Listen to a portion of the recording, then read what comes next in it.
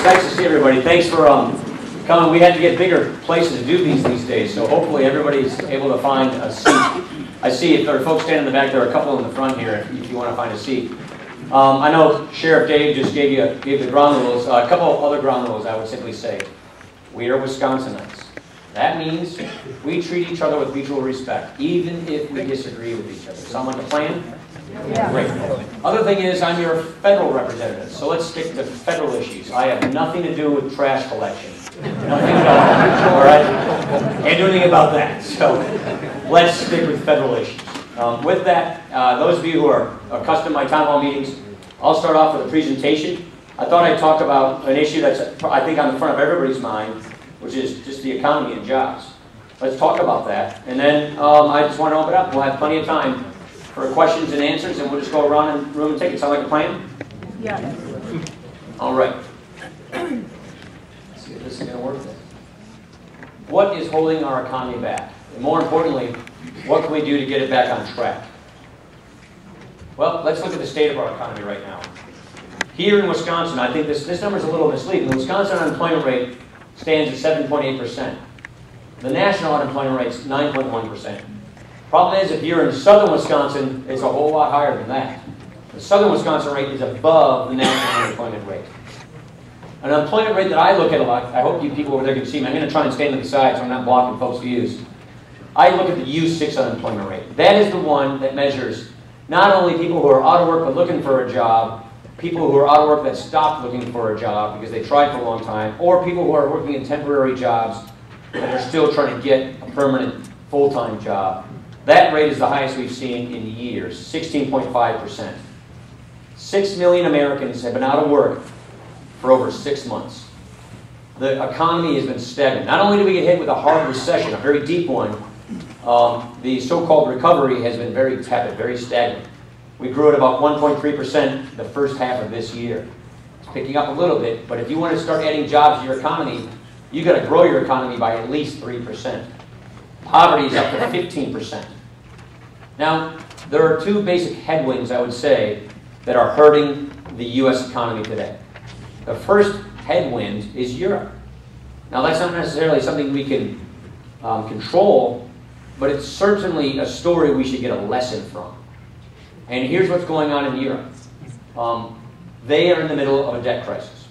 Turn on the news today and you'll hear about the latest plan to try and save Europe from crisis, from a huge recession, from a banking crisis. In 2008, the toxic assets that were mortgage securities that were bringing down the American banking system threw us into a recession. Well, now, in 2011, the toxic asset that is threatening to take down the European banking system is government debt. And the problem that they have in Europe is a similar problem that we will have here, that we have now and it could get worse, is government debt. European countries, whether it's Spain, Portugal, Ireland, Italy, Greece, they let their debt get too big. Their debt, in many of these cases, is larger than their entire economy. And so what you have there are generations of politicians who made a whole bunch of empty promises to citizens that could never be paid for. So they borrowed and they borrowed and they borrowed, and there's no way they can pay all of this money back. So these empty promises are now coming due, and their banks are full of these government debts, which are now being defaulted on. They're going to default or restructure Greek debt so that it only pays half the money. That is a threat to us because, number one, they're the second largest trading partner we have. Number two, if they have a banking crisis, that could hurt us and affect us. So that storm coming over from Europe could affect us. Now, look at where we are. Our debt, our gross debt, is already at 100% of our economy. In a few days, we project right around Halloween, actually. Sorry, some people have to stand. I'll articulate these things. I know for those of you, this basically is the debt of the different countries: Spain, Portugal, Italy, Ireland, Greece, and the United States.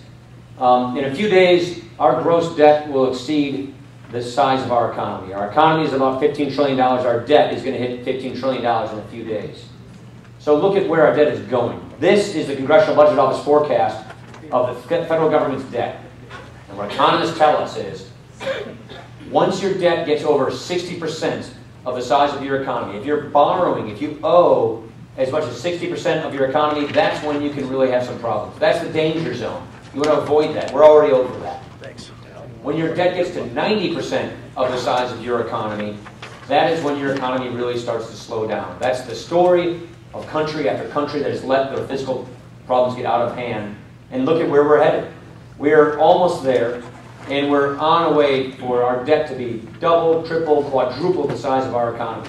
This is the current law, the current government we got, the current pathway of debt. And so we have this storm on our horizon. And I would simply say the reason we have it is because politicians from both political parties in America, Republicans and Democrats, have made a whole bunch of empty promises to people in this country that the government has no means of paying, and therefore the debt gets out of control. So the sooner we get a handle on this situation, the better off we are, the more likely we can prevent a European debt crisis from becoming an American debt crisis. The second headwind that is hurting our economy is government, is Washington. Now this is clearly my opinion, but my opinion is based on historical evidence, based on economics, but mostly based on the hundreds of business tours that I have conducted with employers around the 1st Congressional District in southern Wisconsin. I do a lot of my roundtable meetings right in this room, right here at Chris Awney's place. And we talk to employers all the time. I did a roundtable with manufacturers just about a month ago. And I get the same concerns and the same questions. And here is basically what we hear. First of all, the goal of getting us out of recession was addressed with a stimulus plan. Now, the idea behind that at the time was that if the government could go borrow some more money and spend it for different government agency programs, that would heal our economy. That would create millions of jobs, prevent unemployment from going very high. And so that bill passed. It was about $862 billion, $1.1 trillion when you add the borrowing costs. The budget that was passed in 2009, the one we're living under now, automatically increased government agency budgets by 23%. But when they passed the stimulus, that increased those budgets by 84%. So over a 2-year period, we gave an 84% increase in the budgets of our domestic government agencies. That budget calls for spending $46 trillion over the next 10 years. Now the thinking behind that was, if we do all of this spending from the federal government, that will create economic growth, jobs, and prevent unemployment from getting out of control. This dark blue line is what they claimed was going to happen if we passed the stimulus. And what would have happened if we didn't pass the stimulus was unemployment would get near 9% and then come down later on. Well, what actually happened after passing the stimulus was the complete opposite of what was intended. Unemployment went up to 10%, and now it's hovered above 9% ever since then. So we never got the millions of jobs that were purported to be created. Unemployment went way above the 8%. And what I'd simply say is that simply did not work. And it fueled lots of uncertainty. And here's the kinds of uncertainty that this economic approach has fueled and why it's contributing to hurting our economy and suffering jobs. Tax uncertainty. This is one I hear so much from small business people around the state. In 2013, in 14 months, the top effective federal tax rate goes to 44.8%. The Senate is moving a bill that the President supports that proposes a new surtax that gets it up to over 50%. That means when you add state and local taxes, that's a 60% tax rate. Now, a lot of folks will say, well, this only gets, the baseball player, the movie star, the Wall Street CEO, the millionaire person. Here's the problem and what it does to us. In America, most businesses file their taxes as individuals. In Wisconsin, 90% of our employers are not corporations. They're small businesses that file their taxes as individuals. 9 out of 10 of the businesses in Wisconsin, drive out to the Elkhorn Industrial Park, 9 out of 10 of those businesses pay taxes as individuals. We call them pass-through organizations like subchapter S corporations or LLCs or sole proprietorships or partnerships. And so the top tax rate on those businesses is going to 44.8% in 14 months, maybe 50%, if what all the talk in Washington prevails. And the problem with this is a couple of things. Number one, we want these small businesses to grow. We want them to keep producing jobs because most of our jobs come from these businesses. Most of the jobs in America do not come from the very large Fortune 500 corporation. Most of our jobs in America, especially in Wisconsin, come from medium and small businesses, manufacturers. We want them to grow. And if we're telling them that they're going to have a massive tax increase in 14 months, that makes it really difficult for them to plan and for them to hire. More to the point, our foreign competitors have sort of learned this lesson, and they're lowering their tax rates on their businesses. Canada, by January 1, will lower their tax rate on their businesses to 15%, while ours is going to 44.8%.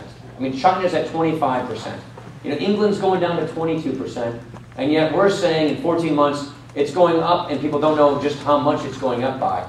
So it really hurts our ability to create jobs. 63% of our manufacturers, which is a big sector of our economy in Wisconsin, file as individuals, and that's something we just can't ignore.